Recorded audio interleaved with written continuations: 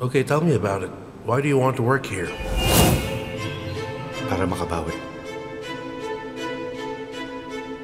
Para makabawi? Oo, kumbaga, para makabawi ako sa oras na nasayang ko at makuha ang buhay na di ko nakamit. Mahirap lang kasi kami. It was an accident, tsaka mga baso lang naman yun.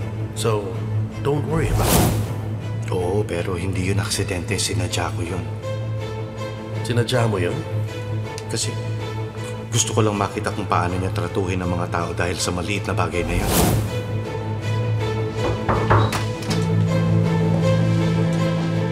Kaya, you ask for me? Good in come in.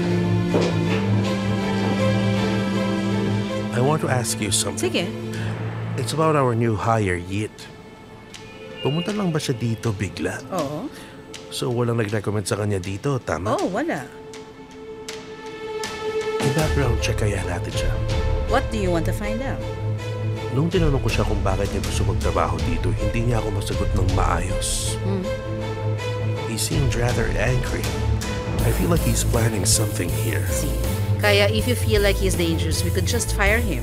No, it's not like that. Sa totoo lang, masipag naman siya sa trabaho. Pero parang may mali talaga. Sige, check ko. Ano pa talagang gusto mong malaman?